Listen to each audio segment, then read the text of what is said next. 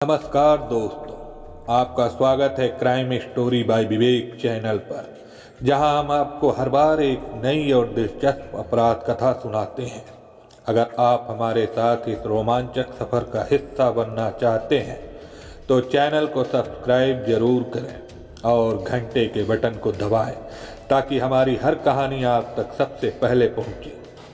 35 वर्षीय राम जानकी उर्फ रूबी लखनऊ के काकोरी थाना अंतर्गत ग्राम मंडौली निवासी सुमित्रा और अनोखे लाल की इकलौती पुत्री थी। बरसों पूर्व किसी बीमारी से अनोखे लाल की मृत्यु हो गई थी। उसके बाद सुमित्रा ने रूबी का लालन पालन किया। तत्पश्चात सीमित साधनों में उसका विवाह नरेश पासी से कर दिया। नरेश पासी शहादतगंज लखनऊ स्थित रामनगर में रहता था। वह प्रॉपर्टी ब्रोकर था। जमीन मकान की खरीद फरोख्त की दलाली से इतना कमा लेता था कि परिवार का गुजारा मजे से हो सके। कालांतर में रूबी पुत्र रौनक उर्फ आशीष तथा पुत्री पंखुड़ी की मां बनी।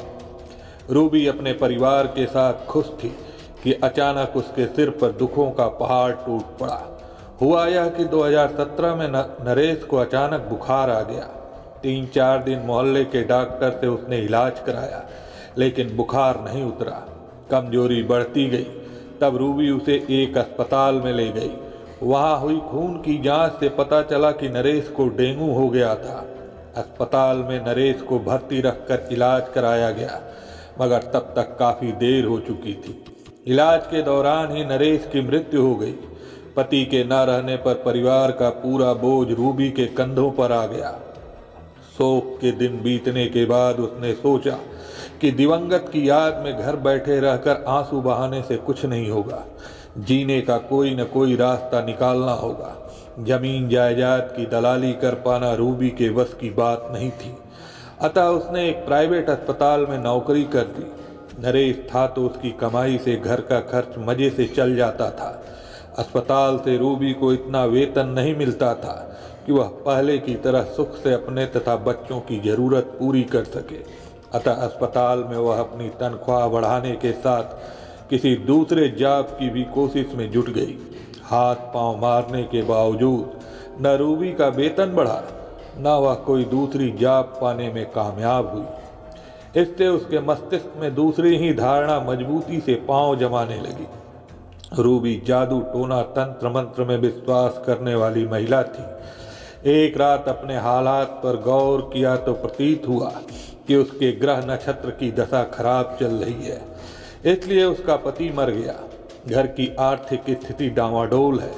रूबी का विश्वास था कि कोई तांत्रिक ही अपनी सिद्धियों से उसकी और उसके परिवार की दुर्दशा का अंत कर सकता है। अतः वह किसी ऐसे तांत्रिक का पता लगाने में जुट गई जो उसके दुखों का निवारण कर सके।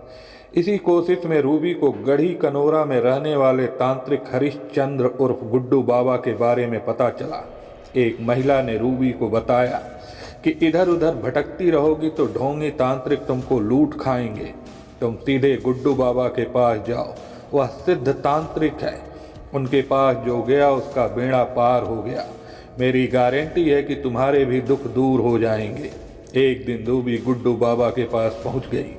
गुड्डू बाबा के पास महिलाएं 2-3 कारणों से ही आती थीं।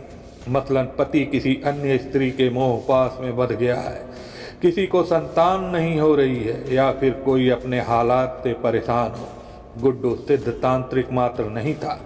अंधभक्तों के विश्वास का दोहन करके पैसा कमाने के लिए उसने तंत्र मंत्र की दुकान खोली हुई थी। रूबी के शरीर पर सुहाग का कोई चिन्ह न देखकर वह समझ गया कि रूबी विधवा है। हाँ, विधवा के सम्मुख आर्थिक संकट होता ही है। यह संकट तब और बढ़ जाता है जब परिवार का बोझ साथ हो और किसी का सहारा न हो। विधवा जवान हो तो देह की जलन उसे और भी कष्ट देती है। गुड्डू बाबा ने रूबी के कष्टों को समझा तो उनका बखान भी शुरू कर दिया। रूबी ने उसे अंतर्यामी मान लिया। बाबा ने तावीज बनाकर देने के लिए उसे अगले दिन बुलाया। रूबी 101 की दक्षिणा भेंट कर अपने घर लौट गई। दूसरे दिन रूबी गुड्डू बाबा के पास पहुंची तो उसने रूबी को 4 ताबीज दिए। किस ताबीज का क्या करना है उसे अच्छे से समझा दिया और कहा, इस ताबीज को जामा करके काले कपड़े में सिलकर काले धागे में बांधकर गले में पहन लेना। अच्छा बाबा। बाबा ने दूसरा ताबीज दिया, इसे तकिया के नीचे रखकर सोना, कुछ दिनों में ही तुम्हारे जीवन में चमत्कार होगा। रूबी ने ताबीज माथे से लगाया और चूम कर बोली, बहुत अच्छा बाबा। बाबा ने 2 और ताबीज रूबी की ओर बढ़ाए। इनमें से एक ताबीज किसी कुएं में डाल देना और दूसरे को गोमती नदी में बहा देना। ताबीज अपने साथ तुम्हारे सारे दुख दर्द भी बहा ले जाएगा। चारों ताबीज लेकर रूबी घर लौट गई। इसके बाद उसने वैसा ही किया जैसे गुड्डू बाबा ने बताया था। रूबी को विश्वास था कि बाबा के दिए ताबीज का उसके जीवन पर निश्चित ही करिश्माई असर होगा। सारी समस्याओं का अंत हो जाएगा और अतिरिक्त धन आने की राह भी प्रशस्त हो जाएगी। शांति की आस में रूबी जीने लगी। 10 दिन बीत गए। रूबी की स्थिति एवं परिस्थिति यथावत रही। ताबीज का करिश्मा न होते देख वह पुनः गुड्डू बाबा से मिली। आंखें बंद कर बाबा कुछ देर को समाधि में लीन हो गया। फिर आंखें खोलकर बोला, ताबीज से अधिक शक्तिशाली तेरा दुर्भाग्य है।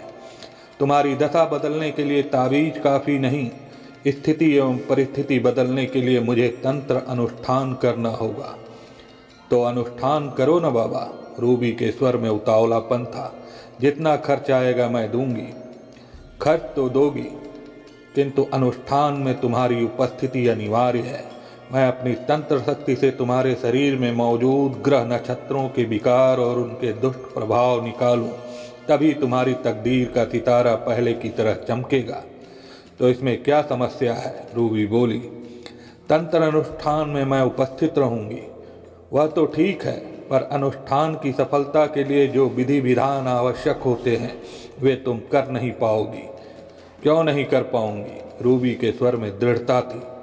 अपनी बदहाली दूर करने तथा बच्चों के भविष्य को उज्जवल बनाने के लिए मैं सब कुछ कर सकती हूँ।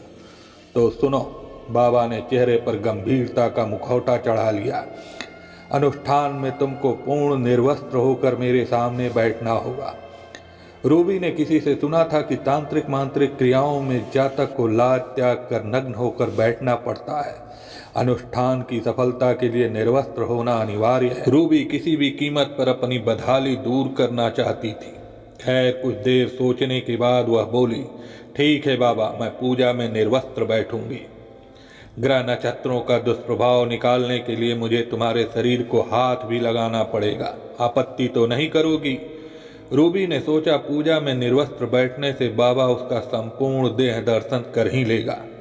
अगर किसी अंग को छू या दबा लिया तो कौन सी आफत टूट पड़ेगी। तो उसने अंगों को हाथ लगाने की भी उसने बाबा को अनुमति दे दी। उसी दिन रात 9 बजे अनुष्ठान के लिए बाबा ने रूबी को बुला लिया। निर्धारित समय पर रूबी स्नान करके बाबा के घर पहुंची तो वह उसकी ही प्रतीक्षा कर रहा था। उस वक्त बाबा का परम भक्त विजेंद्र भी वहां मौजूद था। 30 वर्षीय विजेंद्र कुमार यादव उर्फ मोटू मानक नगर थाना क्षेत्र स्थित मेहदी खेड़ा का निवासी था। अपने घर के पास ही वह सब्जियों की दुकान लगाता था। गुड्डू बाबा पर विजेंद्र को अगाध श्रद्धा एवं आस्था थी, इसलिए दुकान बंद करने के बाद हर शाम वह बाबा के दरबार में हाजिरी लगाने आता था। वह बाबा का राजदार भी था। गुड्डू बाबा के अनेक संगीन राज विजेंद्र के सीने में दफन थे। विजेंद्र की उपस्थिति की अनदेखी करके बाबा रूबी को बैठक के पिछले वाले कमरे में ले गया। कमरे में पहुंचकर बाबा ने दरवाजा अंदर से बंद करके अनुष्ठान आरंभ कर दिया। लगभग 2 घंटे तक बंद कमरे में अनुष्ठान चला। पूर्णाहुति के बाद रूबी कमरे से निकली, तब भी उसने विजेंद्र को यथास्थान बैठा पाया। रूबी के कमरे से बाहर निकलते ही विजेंद्र से उसकी आंखें मिली तो रहस्यपूर्ण भाव से वह मुस्कुराने लगा। विजेंद्र की मुस्कान ने रूबी को शर्म से पानी पानी कर दिया।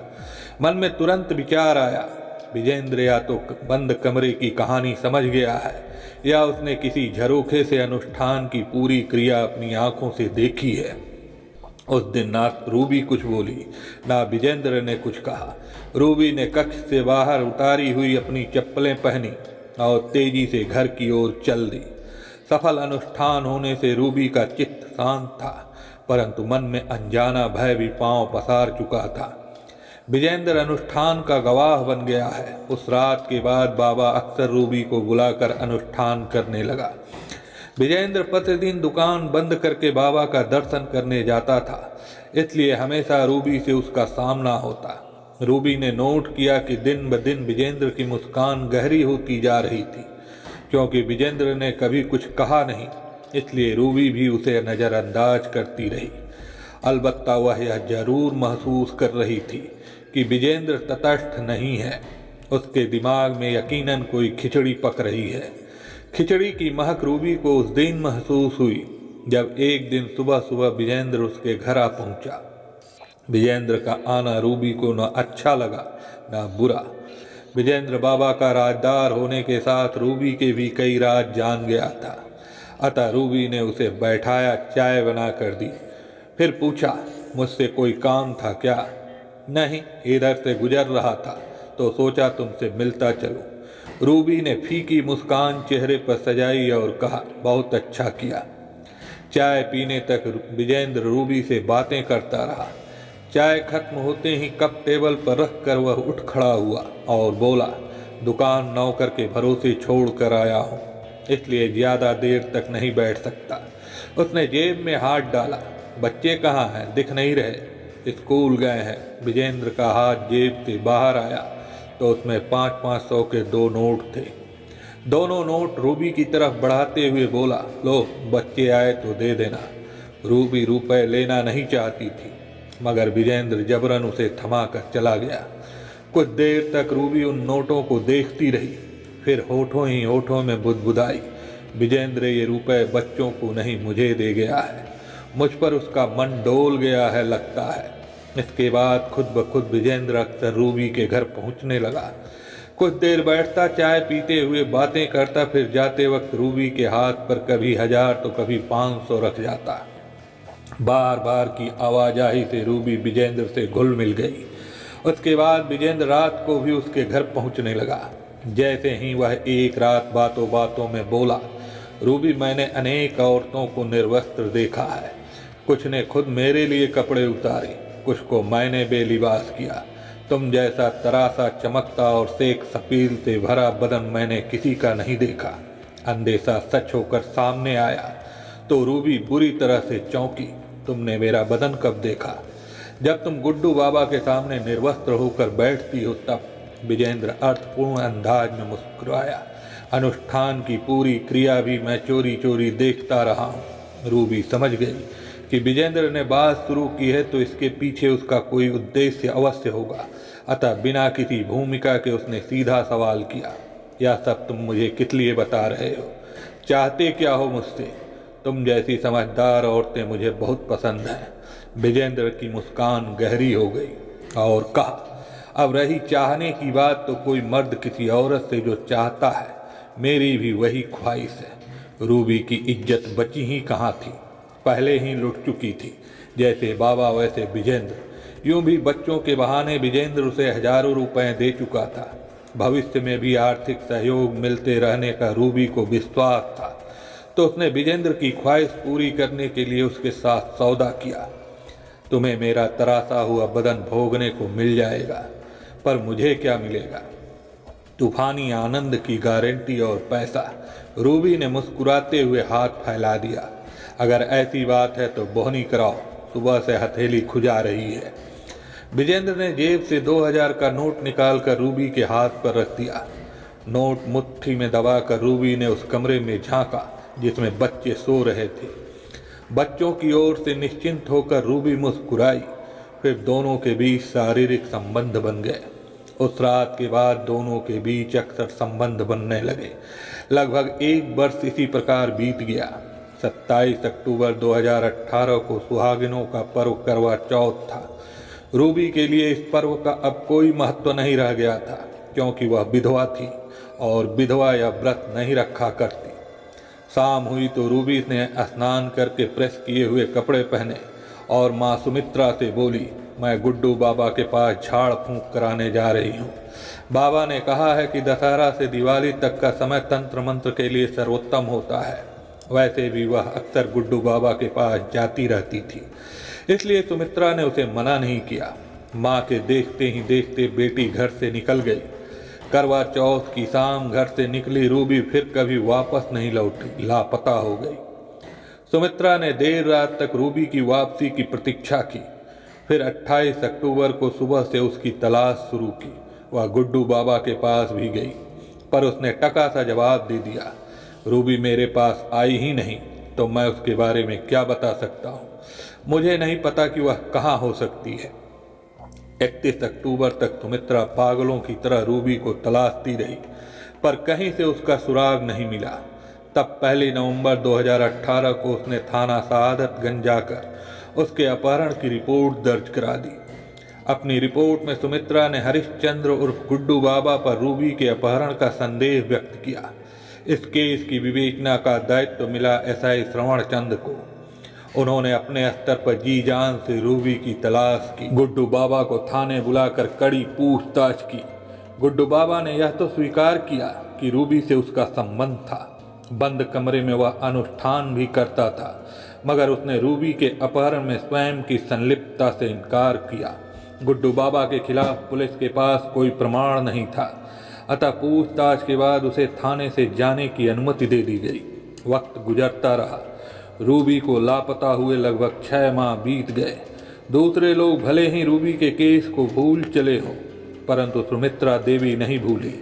वह समय समय पर थाना सआदतगंज पहुंचकर बेटी के पता लगाने की फरियाद करती थी।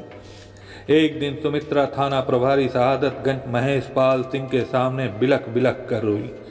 बड़े दरोगा जी, रूबी के बिना बुरा हाल है। मैं भी बूढ़ी और कमज़ोर हो गई हूँ। कब तक बच्चों को संभालूंगी? रूबी का पता लगा दीजिए, जीवन भर आपको दुआएं दूंगी। सुमित्रा की फरियाद के दर्द ने महेश पाल को विचलित कर दिया। उन्होंने रूबी के केस की फाइल पर जमी धूल को हटाई और स्वयं नए सिरे से विवेचना आरंभ कर। महेश पाल सिंह ने सबसे पहले गुड्डू बाबा को थाने बुलाकर पूछताछ की प्रक्रिया से गुजारा। इस बार गुड्डू बाबा ने पुलिस के सम्मुख स्वीकारा कि तांत्रिक अनुष्ठान की आड़ में उसने रूबी से अवैध संबंध बना लिया था। अलबत्ता रूबी की गुमशुदगी से अपना वास्ता होने से उसने स्पष्ट मना किया। यह भी कहा कि इस बाबत उसे कोई जानकारी नहीं है। महेश पाल सिंह को गुड्डू बाबा के कथन पर रंच मात्र विश्वास नहीं था। उनका मानना था कि हर अपराधी कानून के सामने झूठ की बैसाखियों पर खड़ा रहना चाहता है। महेश पाल ने बाबा के झूठ की बैसाखियों को खींचकर उसे कानून के कदमों में गिराने के लिए पुनः कड़ी पूछताछ की। पूछताछ के द्वितीय चरण में बाबा ने नई बात बताई कि उसके भक्त विजेंद्र यादव और मोटू से भी रूबी के अवैध संबंध हैं। बाबा ने विजेंद्र का पता और मोबाइल नंबर महेश पाल सिंह को नोट करा दिया।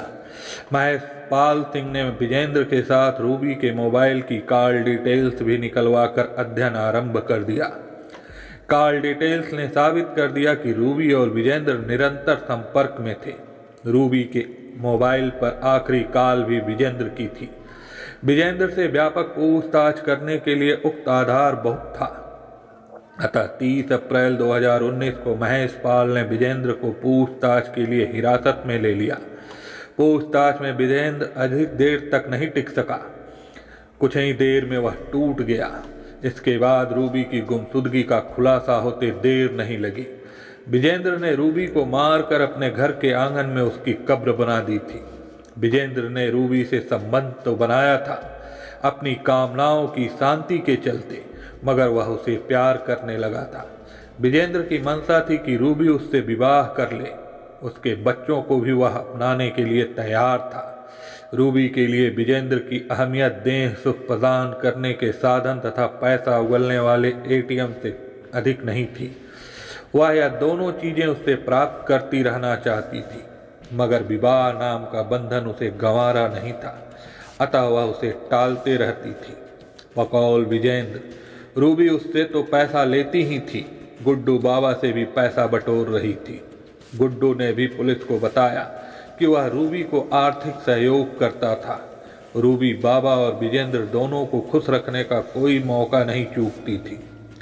27 अक्टूबर 2018 को करवा चौथ था, तो रूबी ने विजेंद्र को खुश करने के लिए कह दिया कि मैं मन से तुमको अपना पति मान लिया है, इसलिए तुम्हारी दीर्घायु के लिए मैंने व्रत रखा है। विजेंद्र यादव खुशी से फूल कर कुप्पा हो गया। फोन पर बातचीत में तय हुआ कि रूबी विजेंद्र के घर पहुंचकर उसके हाथों से व्रत खोलेगी। शाम को रूबी विजेंद्र के घर पहुंच भी गई। चंद्रोदय हुआ तो रूबी ने विजेंद्र के हाथों से पानी पीकर व्रत खोला। इसके बाद रूबी वापस जाने को तैयार हुई तो विजेंद्र बोला, आज की रात पति पत्नी एक दूसरे की बाहों में सोते हैं, तो मत जाओ, हम भी एंजॉय करेंगे। रूबी ने साफ मना कर दिया, मैं नहीं रुक सकती, माँ व बच्चे मेरा इंतजार कर रहे होंगे। विजेंद्र उस रात को रंगीन बनाने का इच्छुक था, इसलिए वह रूबी को जाने नहीं देना चाहता था। दोनों अपनी अपनी जिद पर अड़े थे, कोई भी झुकने को तैयार नहीं था। अतः दोनों में झगड़ा होने लगा। जैसे जैसे झगड़ा बढ़ा, विजेंद्र का गुस्सा भी बढ़ता गया। विजेंद्र को शक था कि रूबी उसके साथ रात इसलिए नहीं बिताना चाहती ताकि गुड्डू बाबा के पास जा सके और उसकी बाहों में रात बिताए। इसी बात पर झगड़ा बढ़ा और गुस्से में विजेंद्र ने ईंट उठाकर पूरी ताकत से उसके सिर पर दे मारी। पहला ही वार इस कदर घातक सिद्ध हुआ कि रूबी तड़पी और मर गई। कानून से बचने के लिए विजेंद्र ने घर के आंगन में 3 फुट गहरा गड्ढा खोदा और रूबी की लाश उसमें दफना दी। रूबी का बैग, मोबाइल आदि भी उसके साथ दफन कर दिया। विजेंद्र के बयान के आधार पर थानाध्यक्ष महेश पाल ने एसीएम 3 की उपस्थिति में विजेंद्र की निशानदेही पर आंगन खोदकर रूबी का शव बरामद कर लिया। तब तक शव सड़ गल कर कंकाल मात्र रह गया था। रूबी के एक पैर में रॉड पड़ी थी। सुमित्रा ने उसी से उसकी पहचान की। विजेंद्र के बयान तथा लाश मिलने के बाद पुलिस ने केस में धारा 302 और 201 आईपीसी के अलावा SC/ST एक्ट की धारा भी जोड़ दी। 1 मई 2019 को पुलिस ने विजेंद्र को न्यायालय में प्रस्तुत किया, जहां से उसे जेल भेज दिया गया। गुड्डू बाबा का रूबी से अवैध संबंध था। वह संबंध भी रूबी की सहमति से बना था। हत्या में बाबा की संलिप्तता नहीं पाई गई, इसलिए उसे थाने से छोड़ दिया गया। दोस्तों, कहानी पसंद आई हो तो वीडियो को लाइक करके कमेंट कर दें और चैनल को भी सब्सक्राइब कर लें। मिलते हैं अगली कहानी में, तब तक के लिए सतर्क रहें, सुरक्षित रहें। धन्यवाद।